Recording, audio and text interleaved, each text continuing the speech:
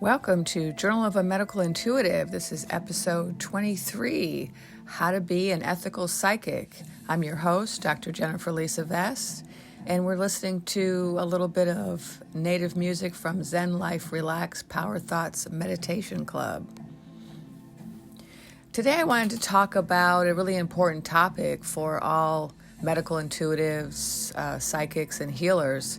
And it's the topic of my book that was just released on October 11th called The Ethical Psychic.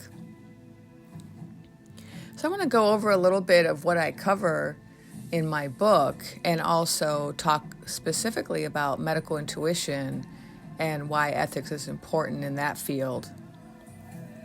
In my book, which is called The Ethical Psychic, A Beginner's Guide to Healing with Integrity, Avoiding Unethical Encounters, and Using Your Gifts for Good, I cover a number of topics, including the traits of an ethical psychic, the risks of psychic work, what interfering with the will of others looks like and why it's unethical, working with spirits and soul paths. So for the mediums, there's quite a bit of discussion of ethics as it relates to that practice. And then how to become an ethical psychic, some best practices. I also have a frequently asked questions section at the end of the book. And I'll just summarize some of this because, I can't read you the whole book. So please go out and get the book. It's available everywhere. It's published by North Atlantic Books in Berkeley and distributed by Penguin Random House, so you can find it at bookstores everywhere. Online, you can order it from Barnes & Noble for free shipping.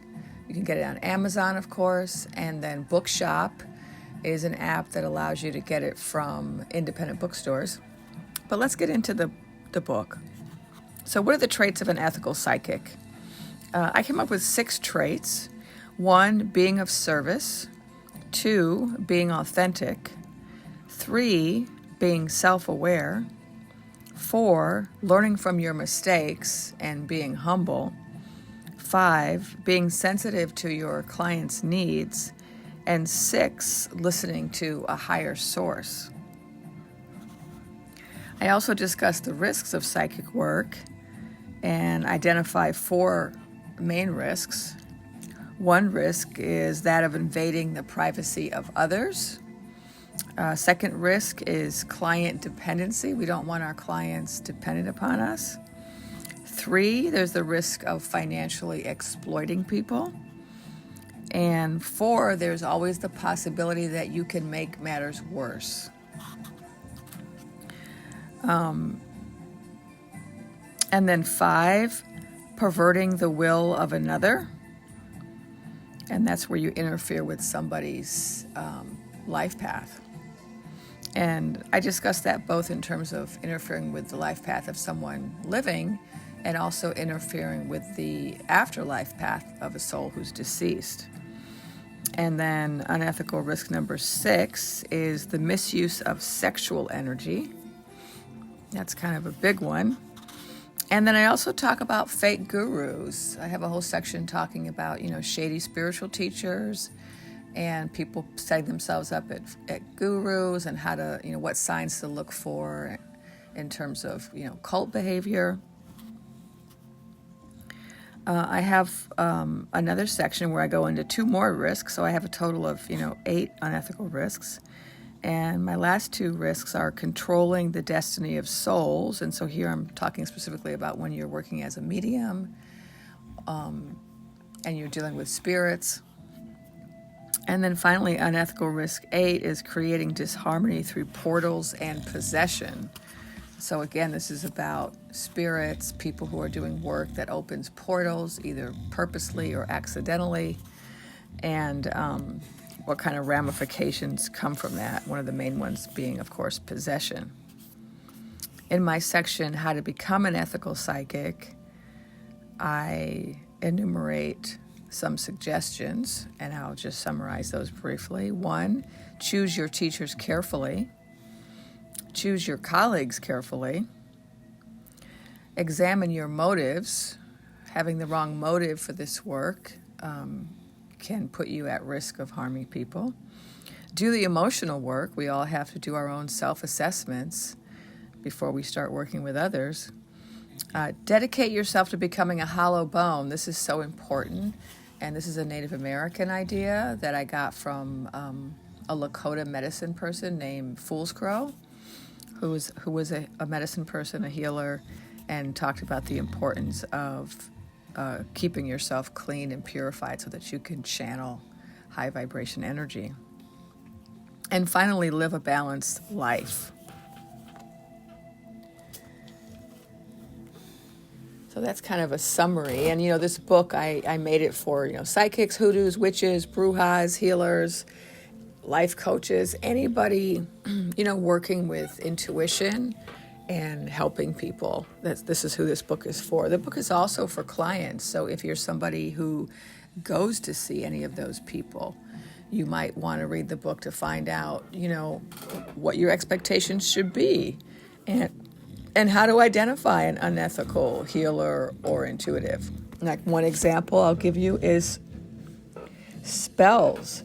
There are some unethical psychics that when you go to them, they will tell you that you have spells and curses and spirit attachments. They might tell you, a big list of negative things. And then they'll use that to upsell you to get you to spend a lot of money to remove all of these negative things. And they'll scare you and say, if you don't get this done, your life's, you might die, you'll never get work, you'll never get married. Like they'll tell you make these scary predictions about your life based on the curses or spells they identified. And then they'll want to charge you hundreds of dollars to have them removed. So that's kind of a more well-known unethical behavior that some psychics engage in. And if you're, kind of an unsuspecting client, you might not know that. You might not know when someone tells you that it's, sometimes part of a scam to just make a lot of money and not necessarily accurate. Which isn't to say there aren't a such thing as spells and curses. It's just that is one way that shady practitioners scare their clients into spending large amounts of money. So you want to be wary of anyone who says that to you. Now, what about medical intuition? How is ethics important for medical intuitives? My book is based on my experience working in a number of fields. So my primary modality is medical intuition, but I'm also a medium, and I'm with a lot of experience working with spirits. I've done a lot of mediumship readings. I've done a lot of spirit release sessions. I've traveled extensively out of body and in other realms. And so I draw on that experience. And then I also talk about it from the perspective of a psychic reader. I've worked as a psychic reader. I've read cards. I've worked as a Reiki practitioner and an energy healer working on people on tables. And so I'm also drawing from that experience. So that's also something that's being addressed in the book. And so there's a lot of different fields within the intuitive healing arts where ethics are important. And, medical intuition is certainly one of them. And so let me talk a little bit about why ethics or how ethics is important for medical intuition. One of the most obvious ways in which it's important has to do with, privacy and getting permission. It's really important when you're doing medical intuition to always get permission to do it. And this is because it's not the same as healing. So, sometimes healers, like energy healers, will work without permission because they're just sending positive energy. I'm not saying I agree with that, but I've heard the argument made by some healers that it's okay to send healing without people asking for it. And so even if you believe that doesn't really apply to medical intuition, because medical intuition, you're not just sending healing, you're also delving into somebody's private information. And so a medical intuition scan involves, scanning someone's body and accessing private health information about them. And so you don't ever want to do that on somebody who hasn't given you permission, because it's an invasion of privacy. You know, if I have a disease, I might not want everybody to know I have that disease. That might be just my private health information that I only share with a select few. But if some medical intuitive is just scanning me out, you know, willy-nilly without my permission, they now have access to that information that I did not share with them and don't really want them to know, right? And so you do have to be careful about getting permission. And of course, there are a couple of exceptions to this. One is when you're working with children, and the other is when you're working with animals. Animals, because they're group souls, they don't operate the way we do as individual souls with wills. They don't require permission to receive healing information. Also, you're not delivering it to the animal, you're delivering it to the human, so that the human can help the animal. And so permission isn't an issue with animals. Also with children, you know, under a certain age, they're still dependent on their parents. And so you can actually scan a child through their mother oftentimes, because mothers and children have an energetic cord that connects them from birth. Most mothers and children. It may also be possible sometimes to scan a child through their father, but it would depend on the strength of their connection. So with mothers and children, there's an automatic connection because of the birth, and with fathers, it varies. So you would, you know, work with the parents for a child under, say, you know, 18 years old, right? 18 years old as an adult, you have to have permission. So if someone comes to you and says, oh, my 18-year-old teenager is sick and I want to do a scan and I don't want to tell them, you know, I always say, no, they're 18, they're of age, they can make their own decision about their health.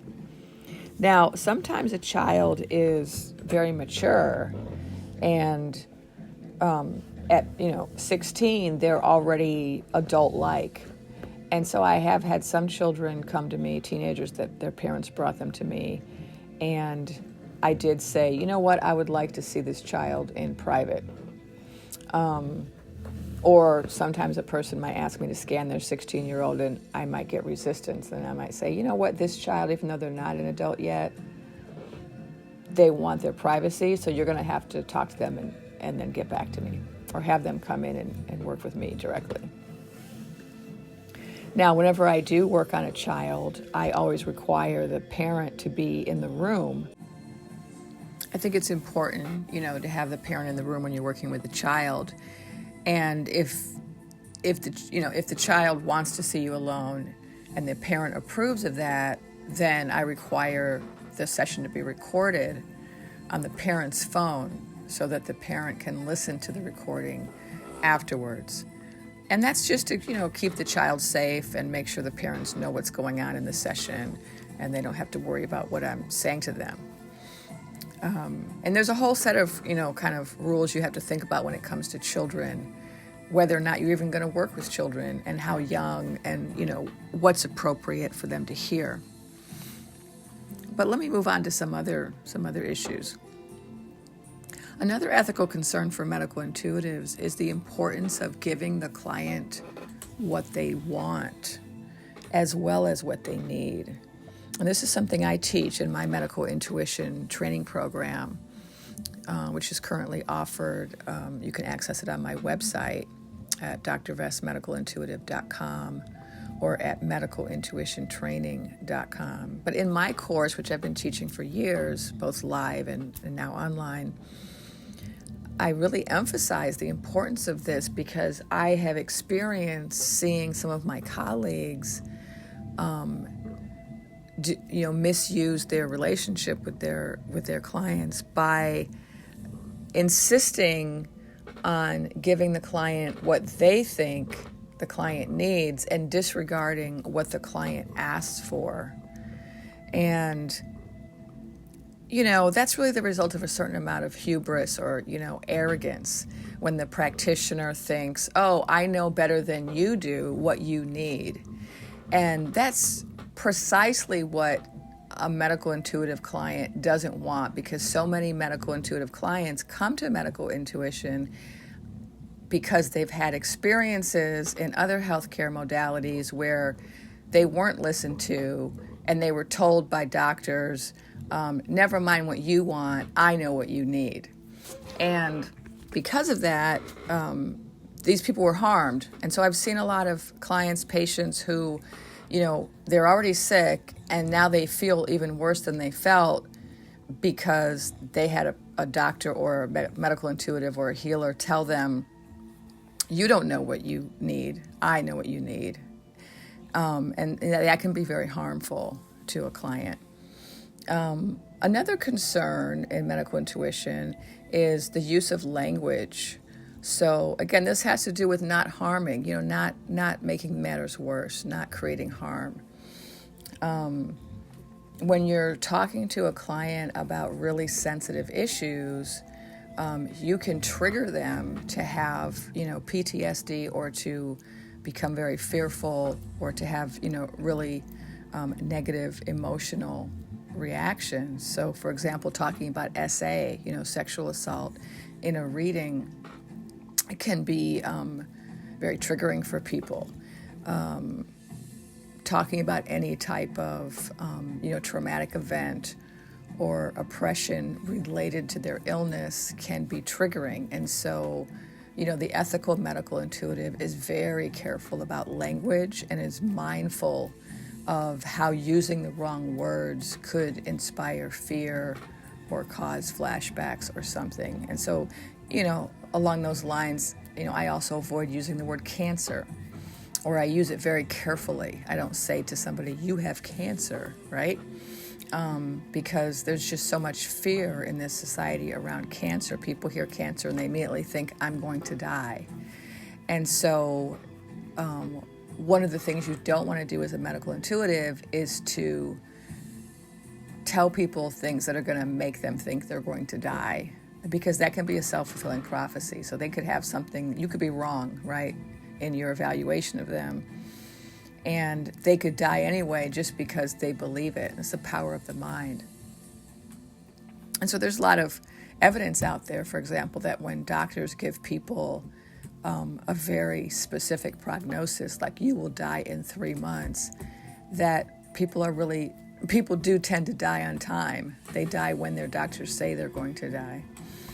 And then the same, a patient with the same condition who's not told a timeline might live a lot longer. So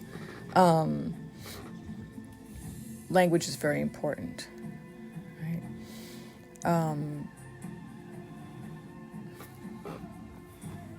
Now, another thing to keep in mind as a medical intuitive is that you want to make sure that nothing that you're saying to them is going to prevent them from getting proper medical care, right? So that's also a really important part of medical intuition. You're not replacing their healthcare provider. You're an adjunct therapy. You're helping them to advocate for themselves. You're helping them to find the right provider and the right tests and the right modality that's going to work for them. You're not having them come see you instead of getting health care. And this is a real risk, that they might think, well, I got this information from my medical intuitive, I'll just go treat myself and I don't need to go see any doctors or get any tests run. And then that person could have some issue they don't know about that you didn't pick up that then gets much worse because they're not getting care. And so that's something a medical intuitive has to be concerned with as well. Now, if you're a medical medium, then that means you're getting medical information with the help of a spirit. And if you're a medical mystic, you may be working with, high-level beings like angels and ascended masters. And then, of course, there's a whole set of concerns, ethical concerns, when you're working with spirits. Whenever you're working with spirits, you have to make sure that you're not interfering with the the path or the destiny of a spirit, in the same way that you don't want to interfere with the path of a living human, right? So we all come here with, purposes and soul paths that we've planned that in our pre-life conferences. We come here with karma that we came to work on. We come here with certain agreements that we've made with other souls. We've signed up for certain activities and experiences. And so as a psychic or a medium or a medical medium, it's not appropriate for you to interfere with somebody's life path or interfere with the path of a spirit that you're working with. So let me give an example. Let's say you are a medical medium and you have a spirit doctor that you work with who actually is the one accessing the person's energy field or body and getting the medical information about them and then passing it on to you. And so there are medical mediums like Anthony Williams, and that's the way they work. He doesn't actually scan the body himself intuitively. He gets all of his information from a spirit. Well, this is something that's common to a lot of indigenous traditions around the world. A lot of shamans, a lot of medicine people. The Sangomas in South Africa are famous for working with spirit doctors to diagnose illness.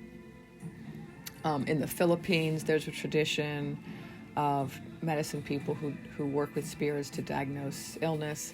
And so we have a lot of traditions where people work this way. And the kind of modern term for it is medical mediumship. And I'm going to do another episode just on medical mediumship. But just in talking about ethics, I wanted to bring up that you have to be careful that you're not controlling the destiny of a spirit. So like if you have a spirit doctor working with you, you have to make sure that it's in alignment with their path to be working with you. Sometimes people can kind of latch on to a spirit who has a certain level of expertise, like a doctor or a lawyer or a detective or something, to help them with their work. And if that spirit actually is supposed to be doing other things, you might be delaying their progress.